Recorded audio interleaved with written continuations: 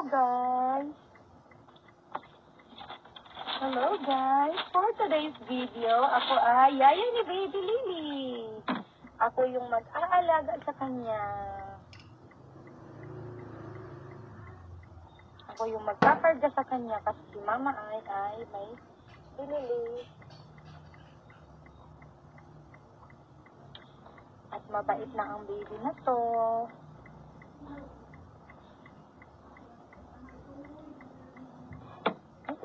Ano to? Bagong gising.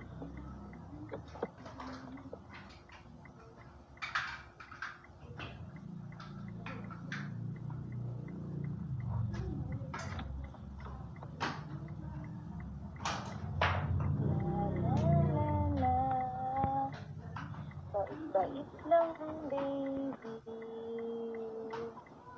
Mabait. Hello mga bashers.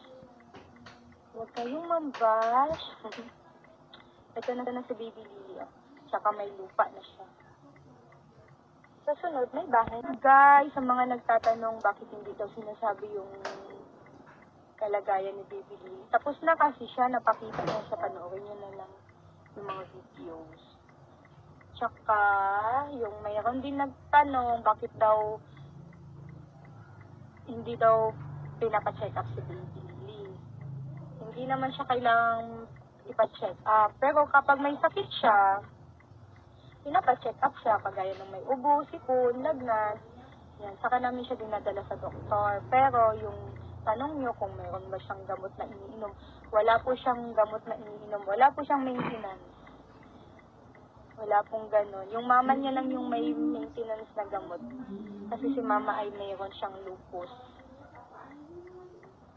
Shout out!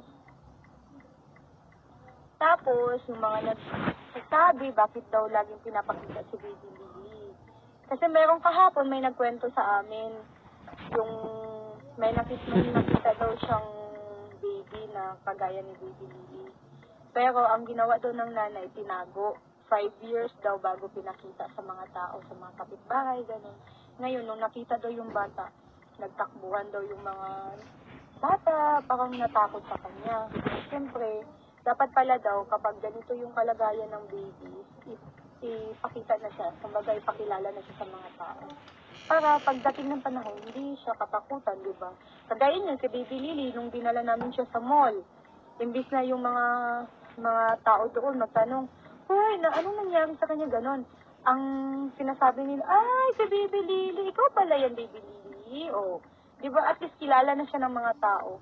Hindi na, kumbaga, alam na ng mga tao yung, ano niya, yung kalagayan niya. Kaya huwag kayong mambash. Huwag nyo kami i-bash. Masama yung mambash. Diba, B? Tsaka meron ng lupa si Baby. Kasi si Baby Lily, nakatira lang sila sa bahay ng tita niya, sa lupa ng tita niya. Siyempre, mas maganda pag merong sariling lupa. O, diba? Tsaka, oo daw, sumagot siya. Tapos, huwag nyo kaming i-bash na nanghihingi kami ng limos kasi never kaming nag-post na tulungan na manghingi ng pera sa inyo. Kung may tumutulong man kay Baby Lily, kusang loob nila yung tinutulong. Siguro yung pinakaunang video lang yung sa 1PH, yun lang yung nanawagan ng tulong si Mama Ay kasi para sa gamot niya, sa mga pangangailangan na Baby Lily. Yun lang yung nanghingi kami ng tulong. Pero, simula nun, hanggang ngayon, pag nagpo-post kami ng mga video, hindi kami nanghihingi ng tulong. Kaya wag niyo sabihin na nangilimos kami kasi yung mga tao na gustong tumulong kay Baby, gusto nila yun. Hindi kami nanghihingi sa kanila. Okay? At saka kahit walang tumulong, andito naman si Ninang para tumulong kay Baby. Tsaka thank you din po sa mga tumutulong.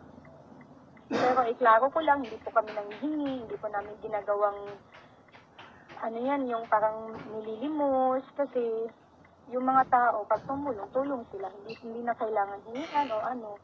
Yung iba, nagkukusat sila ng bigay. Pero hindi kami nanghingi kasi pinapakita lang naman namin si Baby Lily kasi maraming gustong makita siya, maraming gustong yung masubaybayan yung simula maliit siya hanggang sa paglaki niya, di ba? Hindi dahil Tsaka yung iba, sinasabi parang mabubuli daw. Siyempre, sila yung unang nambubuli, yung mga masasamang comments, yung mga nambabash. Hindi nila alam sila yung number 1 na nambubuli sa bata. Hello, Tita Chim.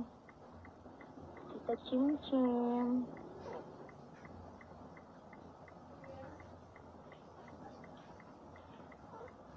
Ginagamit mo lang yan si Lily, wala mo lang ka-responses kahit anong sabihin mo siya.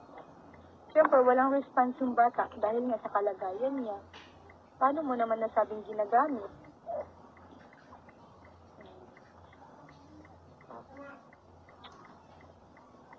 Hindi mo siguro alam yung kalagayan ni Baby, kaya mo nasasabing hindi man lang nagre-response. Panoorin mo, sir. Panoorin mo, ma'am. Oo, di ba? Sumagot si Baby Lily. Oo daw. Hindi na mo tuloy. Nasamit na lang yung bata. Saka mabait na bata si Baby Lily. Hindi siya perwisyo. Minsan, umiiyak lang siya pag may time na na irritable siya, lalo na pag mainit. Pero, mabait siya. Pag nakita niyo siya sa personal, niya, lovely talaga. Mamahalin niyo talaga siya. Saka napakaputi niyo pa. Kinis. Diba, Bino? Ngayon, sinamahan ko sila kasi hindi pwedeng mainitan si Mama Ay at saka si Baby Lily. Kaya pupunta kami ng Jensen para bilhan siya ng foam. Kasi yung foam niya matigas. Kaya yung sobrang tagal na manipis na yung foam nila. Kaya bibili kami ng foam sa Mandawi para malambot na yung higaan ni Baby. Diba, Be? Diba, Bino?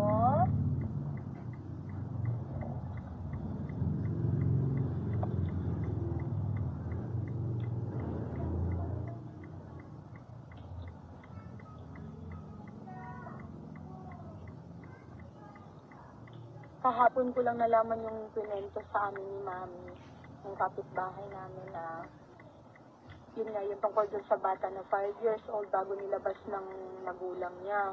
So ngayon, natakot yung mga bata sa kanya. Kawawa yung bata kasi pag nakikita siya ng mga tao, tumatakbo. Kaya pala dapat pag ganun daw na baby pa lang exposed na. Para kagaya ni Baby Lily, di ba? Pag may makakakita kay baby sa labas, sabihin na, ayun pala si Baby Lily. Ikaw pala si Baby Lily. Diba? Kaya nang waon daw ang pangalan sa mga padalag. Hindi man itong anak ko itong picturean ka tayo. Hindi daw to mo? Ha? Hindi daw to mo yung pangalan? Wala doon nagatibo. Ari na. Angie. Girl. Ay, sorry. Nag-live ko. Sige,